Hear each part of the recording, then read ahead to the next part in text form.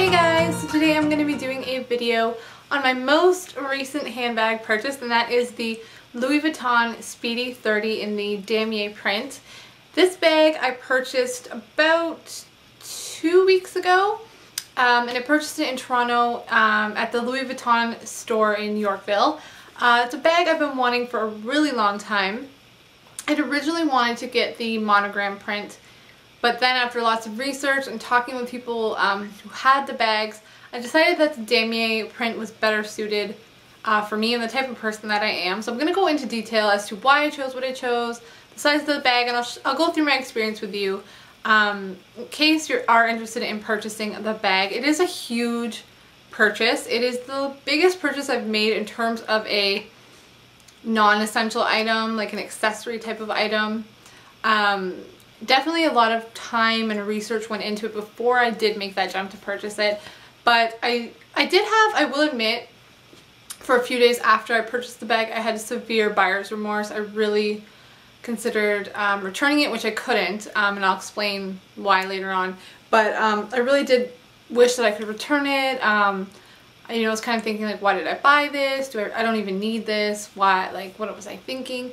But now I love it. I absolutely love it, and I use it every day, and definitely it's going to be a bag that I will be using until it wears out, which hopefully will be for a long time, you know? So yeah, I'm going to go through kind of step by step. So like I said, I purchased it in Toronto at the Louis Vuitton store. I went to the standalone store.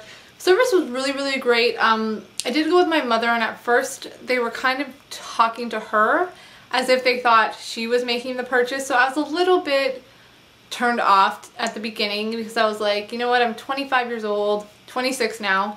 My birthday was a few days ago, but you know, like, I do have my own money and I can't afford this bag, and you know, they either thought she was buying it or they thought she was buying it for me. So it was kind of a little bit almost offended in a way. But then my mom kind of was not really giving them the time of day, so they kind of realized that I was the one who wanted the information and I was the one that was purchasing from the store. But once they realized that, and I kind of told them what I wanted, their service was excellent. Once they realized you're going to buy something from them, obviously they treat you very, very well. So the bag itself came in this really, really nice carrying bag, which as a total dweeb, I'm definitely going to be keeping this. It came wrapped with a nice leather cord, and then it was taped up with matching brown tape. The receipt they also put in like a really, really nice little booklet for you. And you get a set of keys because your purse does come with a lock. Then the bag was wrapped in a dust bag, as most bags are.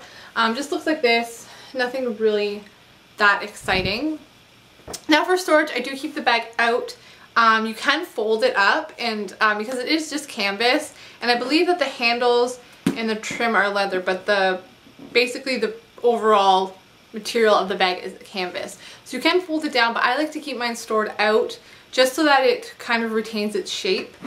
So this is the bag here, and it's completely empty right now.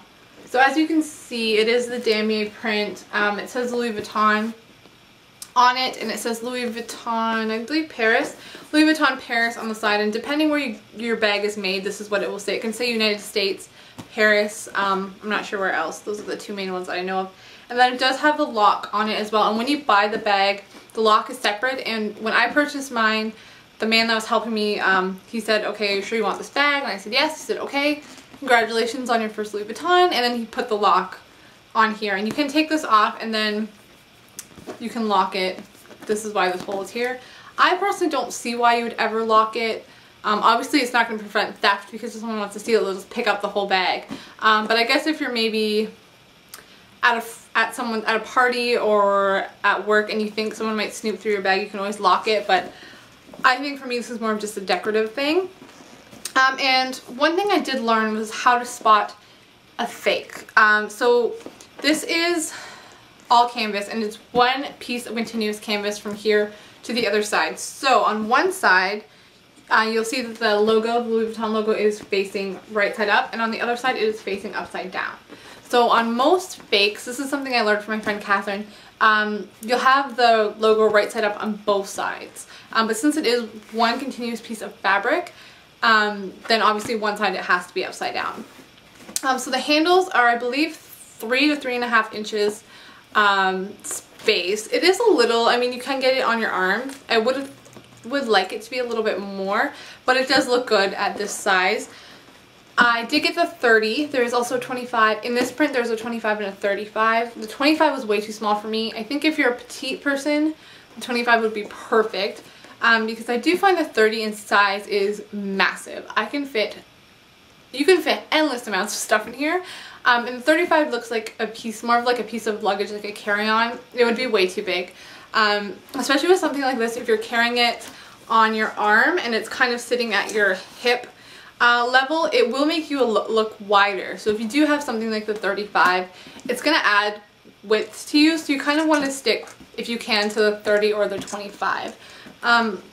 In this print, the interior is red. On the other ones, I believe the interior is just a beige or maybe like a gray. I'm not sure. I think for the Azure it might be like a gray, but I know for the monogram I think it's just like a brown beige. So it has no real storage. It's kind of just a free-for-all in there. You do get one flat pocket here, which I do put like my bus pass and my work ID in, and just for like easy access, but the rest of it, there's no separation in here. So I do plan on getting some sort of purse storage system that kind of just sits in there, and that'll also help give it shape, because as you can see with this, it can look just very saggy and floppy, which some people really like, but for me, I do want a bit of structure, not overly structured, but just a little bit.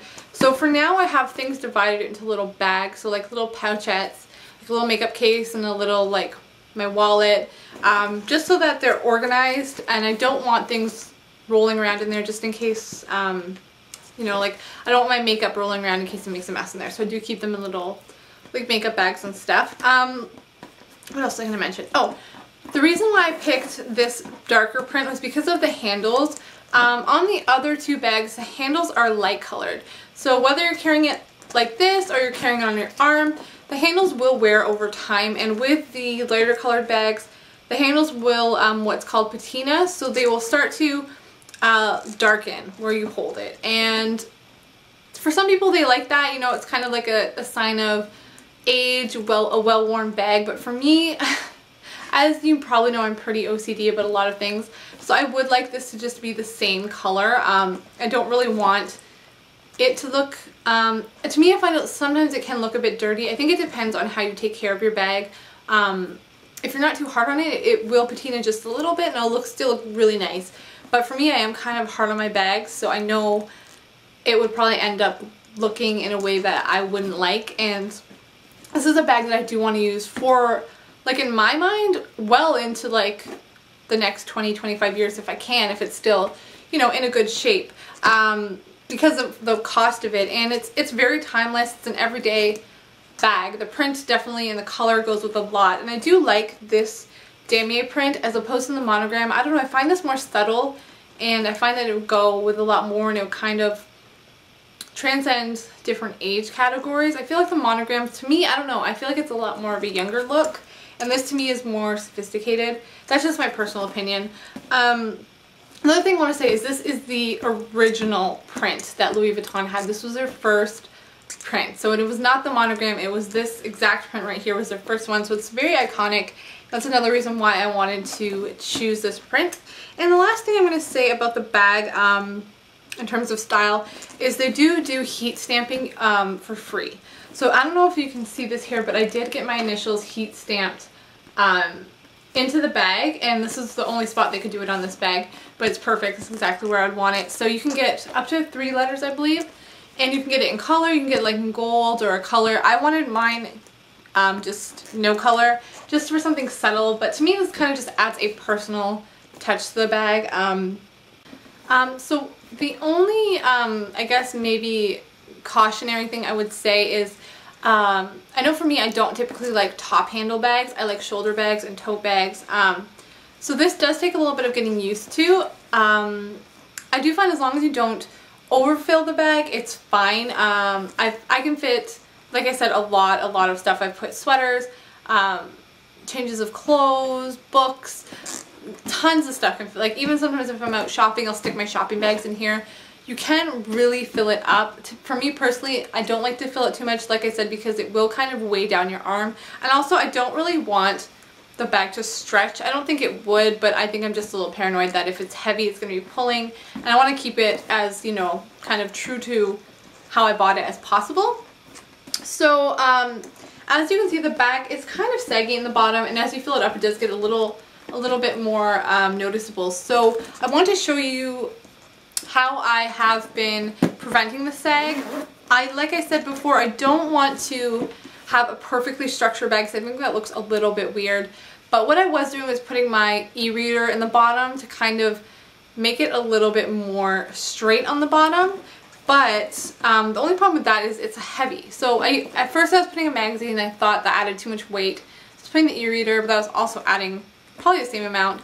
So what I actually found was a store on Etsy that sells bag shapers in different colors depending on the interior of your bag. So I was able to pick up one of those.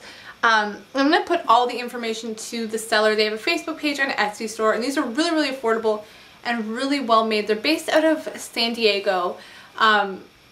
I was reading about them on their Etsy page, and the reason why they started this business is because their girlfriends had Louis Vuittons and they saw them stuffing magazines in the bottom to make it more flat, and they decided, well, why can't we make something that you just fit in the bottom of your bag, and then it's a lot lighter and a lot easier. So they are called Princess Cut Bags, and like I said, all their information is below. You should definitely check them out.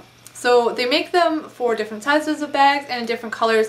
They had a red for the Speedy 30, but I opted just for the clear. So what it is just this clear piece that fits right in the bottom of your bag. And what I like about it is that it's not sharp at all. So it's not, you don't have to worry about it kind of dinging your bag or tugging and ripping your bag. So all you do is you just fit it right into the bottom of your bag. And this is good for two reasons. First of all, obviously it's giving you that non-saggy look that you want. And second of all, since it is a clear sheet, it's protecting the bottom of your bag from any spills, anything, you know, rubbing on it. So it just kind of gives you that extra precaution that your bottom of your bag is going to remain intact because nothing is going to be touching it. So this is what it looks like. I'll zip this up. This is what it looks like with the bag shaper, and as you can see, it's perfectly flat, but it does give a little bit of give here, so it's not too rigid, but it's just straight enough that it gives it a really streamlined, really nice look. And the bag literally weighs exactly the same as it would without it. So this has been a lifesaver for me. I definitely think if you're going to spend the money on a handbag of this price range, you might as well make it look good. So when I was putting those magazines in, when I was putting my e-reader in, I was kind of like, why not just spend a couple extra dollars and, you know, have it look the way you want it to look. So if you do have a designer bag, I definitely recommend checking them out. They're very, very affordable, and it just adds that extra kind of, yeah, just niceness to your bag. It makes it look how it should look, or how I think personally. I don't know, I just like them when they look nice and sturdy. So I don't know if I'll be able to, if you'll be able to see inside, but your bag, when you're looking in, it looks exactly the same as it would if it wasn't there. So it's perfect, and you just have that nice protective barrier like I said. So if you guys have any questions about the bag or anything like that, feel free to leave me a comment below. I'd love to answer them. I watched a ton of videos on the Speedy before I got it, and I also checked out Purse Forum, which is a really great website, which has basically everything you need to know about handbags. So thank you guys so much for watching, and I'll see you in my next video.